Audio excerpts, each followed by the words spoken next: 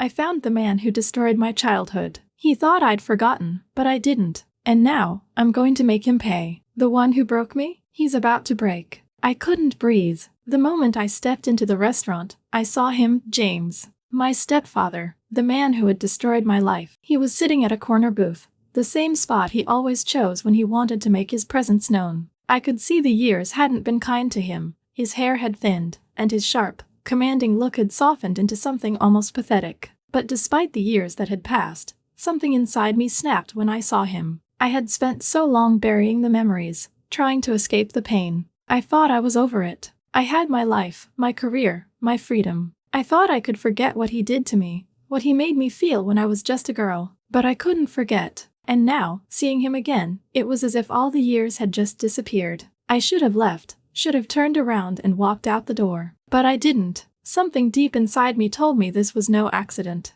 No, I wasn't here by chance. I had waited for this moment, and now, it was my turn to make him pay. As I stood there, watching him sip his drink, his eyes flicked over the room. I knew he hadn't seen me yet. I wasn't sure whether to feel relief or dread. I was a grown woman now, not the scared little girl he had once used. He wouldn't recognize me, and that was the most terrifying thing of all. I had changed. He wouldn't have the same power over me now. I walked up to the booth, my heels clicking loudly on the tile floor. He was too engrossed in his drink to notice me at first. But then I leaned over, and I saw it, the flicker of recognition in his eyes. That same cold, calculating look he always gave when he thought he had control over someone. "James," I said, my voice calm but ice cold. "We need to talk." He froze, his drink halfway to his lips. I could see the recognition on his face, followed by the immediate attempt to cover it up. He straightened in his seat, wiping his mouth with a napkin. "Who are you?" His voice was smooth,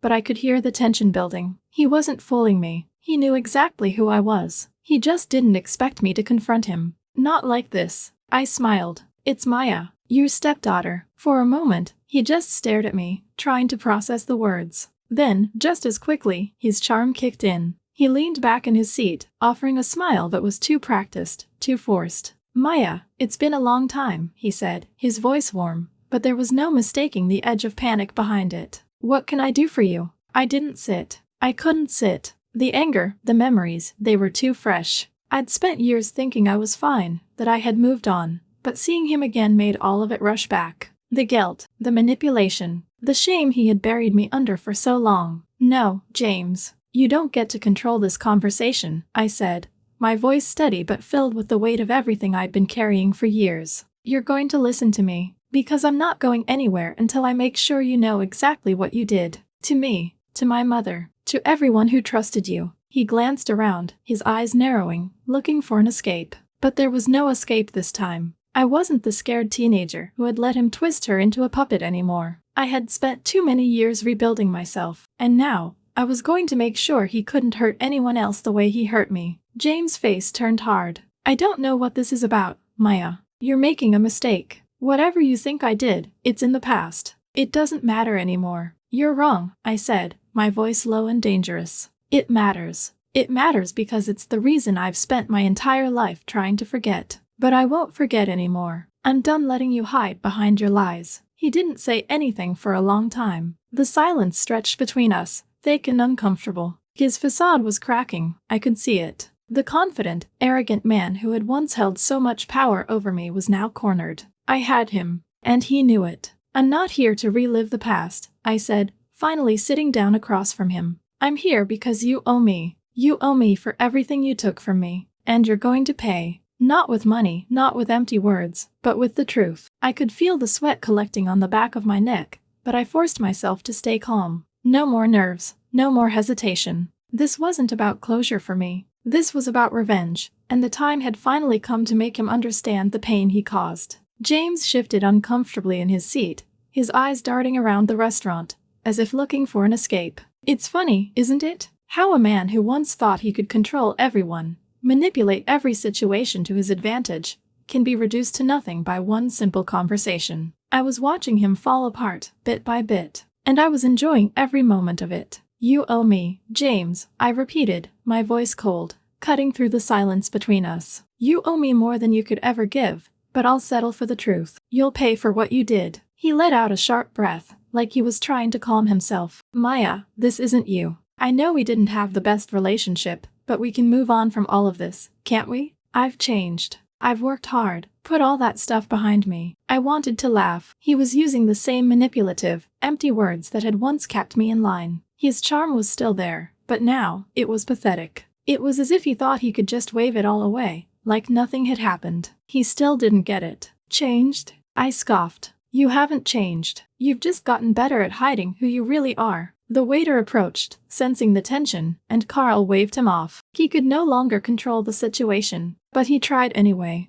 I'm not that man anymore, he said, his voice now tinged with desperation. You don't understand. You were just a kid, Maya. You're blowing things out of proportion. I was always there for you. Your mother and I tried to help you, but you've twisted everything. I leaned in closer, my eyes never leaving his. This was the part I'd been waiting for, the part where he tried to rewrite history, tried to put the blame on me, tried to make me feel crazy, but I wouldn't fall for it. Not this time. No, James, I said, my words cutting through the lies. You were never there for me. You used me. You manipulated me when I was too young to understand. You didn't care about me. You just wanted to control me. And you did. For years. You made me feel like I was the problem, like everything that happened was my fault. But I'm not the one who's messed up. You are. His face contorted in a mixture of anger and fear, but I saw something else. It was subtle, a crack in the armor he had spent years building. He was afraid now, and I could see it. Carl was no longer the master of the situation. He was the one in the hot seat, and he knew it. I don't know what you're talking about, he spat, but his voice faltered.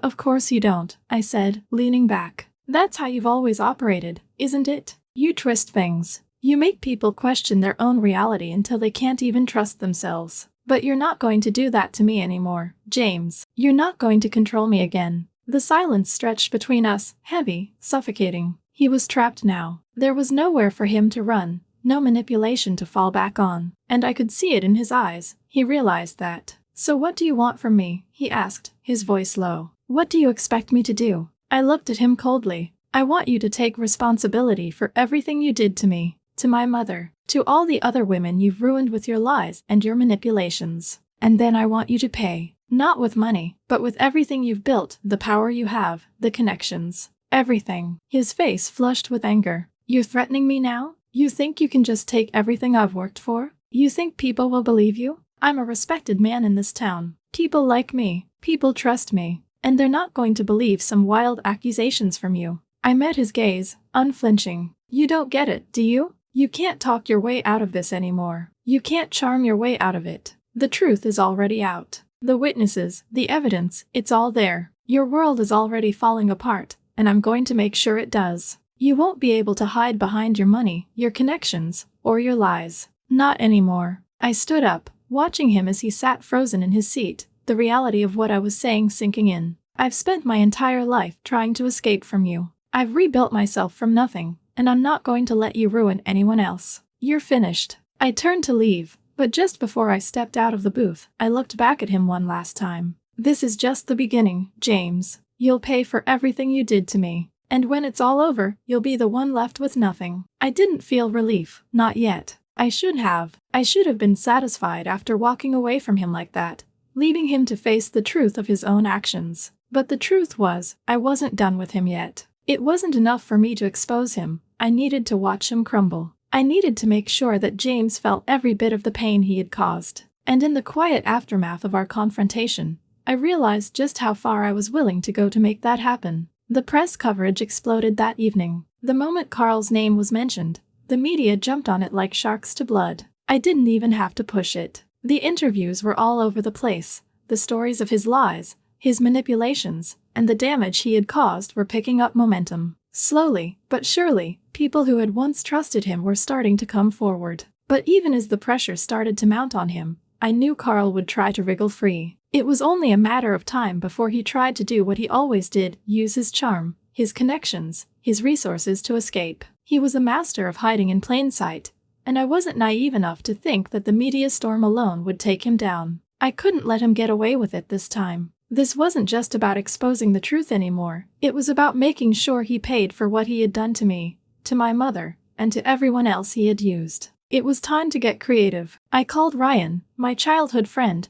who had been one of the few people who knew the full extent of what had happened between me and James. He'd seen the way Carl had manipulated me when I was just a teenager, how he used me to get what he wanted. Ryan had always been there, in the shadows, a silent witness to the damage Carl had done. I picked up the phone and dialed his number, my pulse quickening as I heard the familiar ring. "Hello?" Ryan's voice was groggy, like he had just woken up. "Ryan," I said, keeping my voice low. "It's time." There was a pause, followed by a sigh. "Are you sure? It's been years. Do you really want to drag all of this up again?" "I don't have a choice," I replied. "I need you. I need you to help me expose him. For good." Ryan had always been hesitant about getting involved. I understood why. What James had done wasn't just damaging to me. It had poisoned everything in my life, including my relationship with Ryan. But this wasn't about me anymore. This was about bringing Carl to justice. He was silent for a long moment. "All right," he finally said.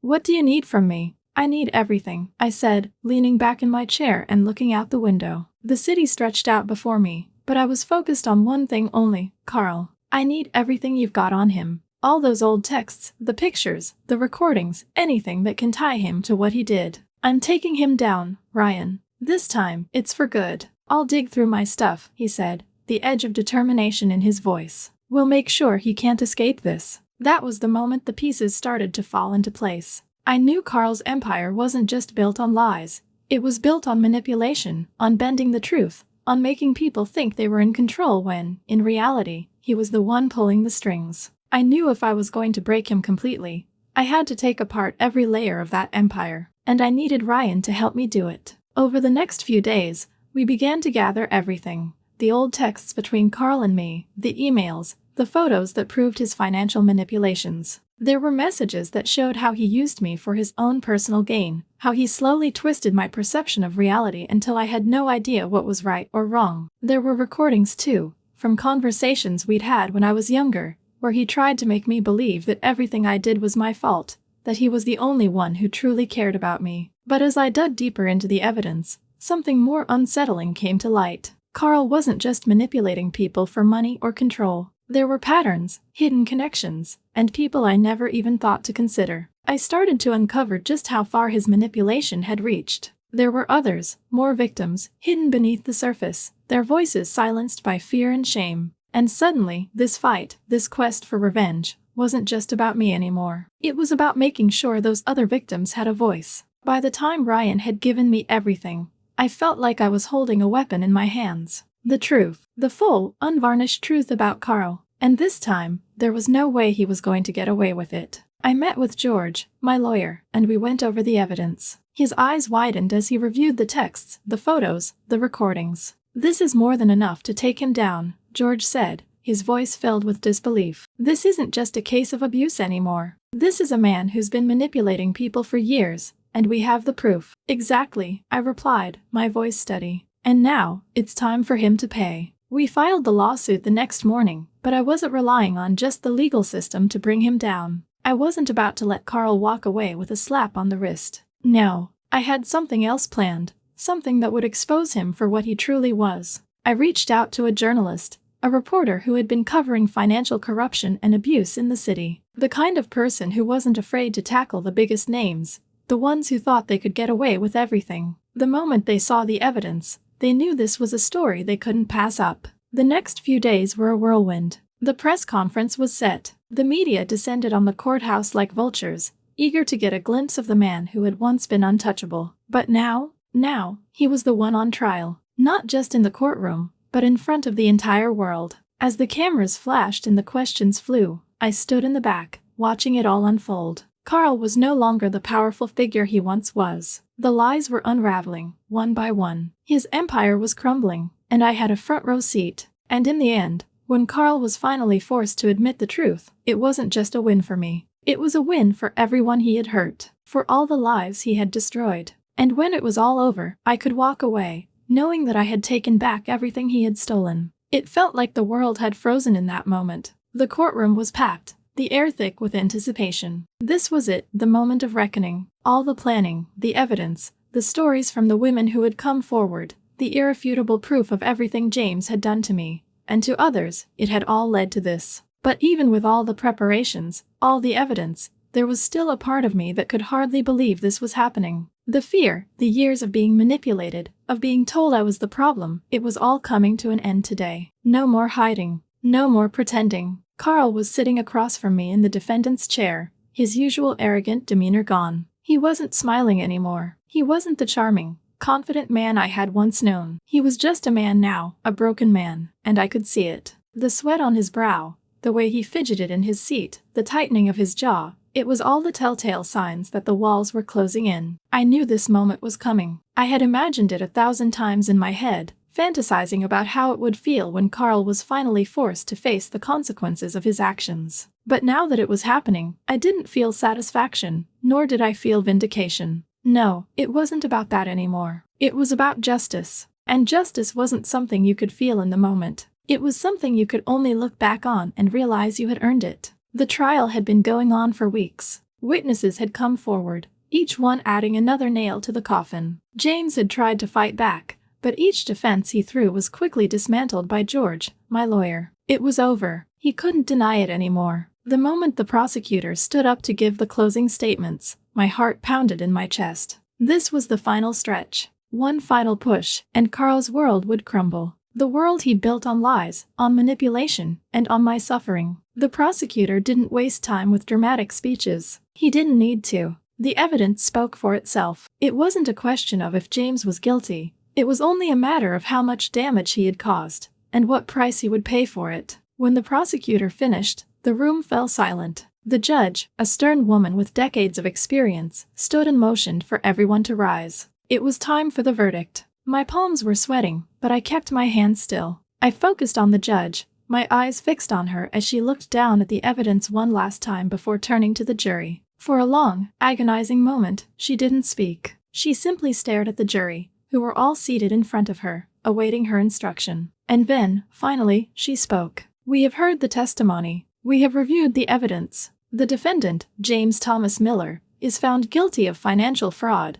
emotional and psychological abuse, and manipulation of minors under the guise of familial trust." The words hit like a slap to the face, even though I had expected them. But hearing them spoken aloud, the weight of them settled on my chest, heavy with finality. This was the moment I had been waiting for. I glanced at Carl, and for the first time, I saw him truly shaken. His face was pale, his mouth working but unable to form words. The judge continued, her voice cold and firm. "The court will proceed with sentencing at a later date. In the meantime, all assets belonging to the defendant are to be frozen. He will be required to pay restitution to the victims, including medical and psychological treatment costs." I felt a strange calm wash over me. It wasn't over yet. There would still be appeals, the formal sentencing, the media coverage. But the most important thing had happened. Carl had been exposed. His life was no longer his to control. The man who had twisted my life into a maze of guilt and shame was finally being forced to face the truth. And it was all because I had decided to no longer stay silent.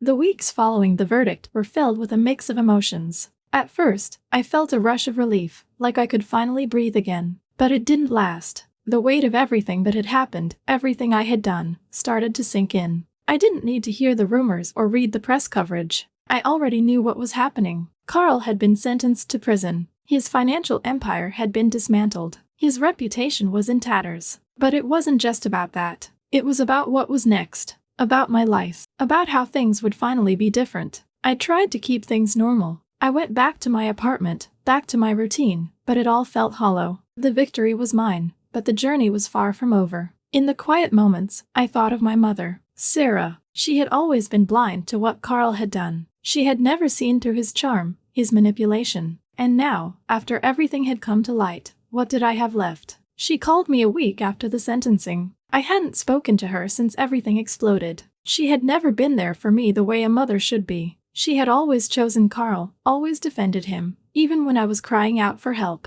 "Maya," her voice came through the phone, hesitant, almost fragile. I know we've had our differences, but I want to talk. I know you've been through so much, and I can't pretend to understand everything. But I'm here. I'm ready to listen." I didn't know how to respond. I hadn't heard my mother's voice like this in years, and I wasn't sure I wanted to. Every time she had defended him, every time she had dismissed my pain, it felt like another betrayal. I let the phone ring in my hand, my thoughts running in circles. Should I pick up? Should I finally tell her everything I had kept inside for so long? I answered. Mom, I said, trying to steady my voice, trying to keep the anger at bay. I don't know what you want from me. I don't need your sympathy. You were part of the reason I couldn't escape him. And now, I'm supposed to just pretend like none of that ever happened? There was a long silence on the other end. I could almost hear her trying to gather herself. I was blinded by love, Maya, she said softly. I made mistakes. I see that now. But I can't change the past.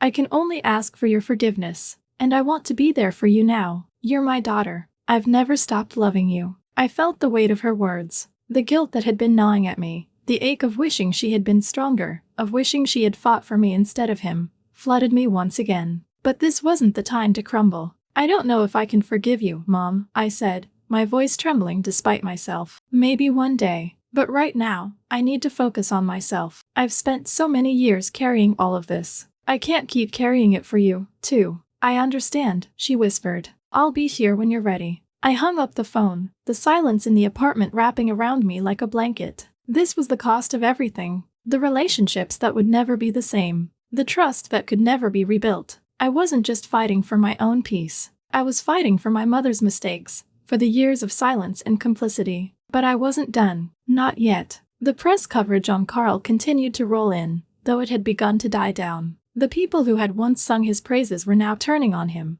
His business deals falling apart as the truth came to light. But for me, that wasn't enough. The emotional damage he had caused couldn't be erased by his financial ruin. The scars he left inside me, inside others, couldn't be washed away. Ryan had been a quiet support through it all. He was the one person who had seen the worst of what I had gone through, even when I was too ashamed to admit it. We started meeting more often, discussing not only Carl's downfall but the way forward. Ryan was one of the few people I trusted completely, and in many ways, he understood me better than anyone. You know, Ryan said one evening, after a long silence between us, there's still something we haven't talked about. What's that? I asked, looking up from the papers spread across the table. You, he said quietly. You've spent all this time trying to fix things, trying to bring Carl down, but what about you? Have you thought about what comes next for you? After all this is done? I stared at the papers, my mind racing. What came next? I had spent so long focusing on Carl's destruction that I hadn't really thought about what my life would look like after this was all over. After the justice was served, after the dust settled. I thought about the quiet emptiness that had filled my apartment,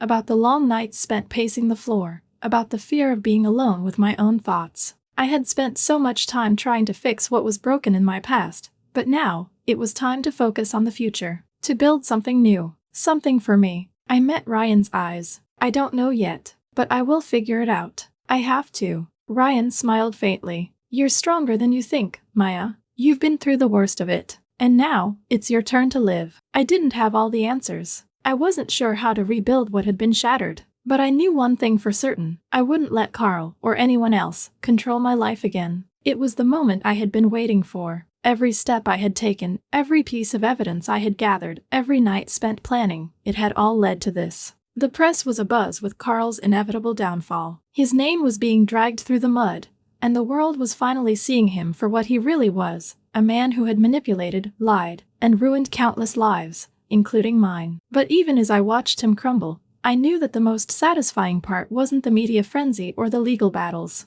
It wasn't about exposing him to the world. No, the most satisfying part was the one thing he didn't expect, me. Carl thought he could buy his way out. He thought he could silence me. Convince me that the past didn't matter, that we could start fresh. But he didn't know me. Not anymore. He didn't know the woman who had survived the years of abuse, who had fought to escape the traps he had set. He had underestimated me. And now, it was his turn to face the consequences. The night of the press conference had arrived. The one where everything was going to be revealed. The media had their cameras ready. The witnesses were prepared to speak out, and I stood at the forefront of it all. But before it began, I received a message from Carl. He wanted to meet. I didn't need to think about it. This was the moment he was going to try to play his final hand. He thought he could win me over, as he had done all those years ago. He thought I would cave, that I would let him manipulate me one last time. But I wasn't the frightened teenager I had been when I first met him. No, I was stronger now, smarter, and I was ready for whatever he threw at me.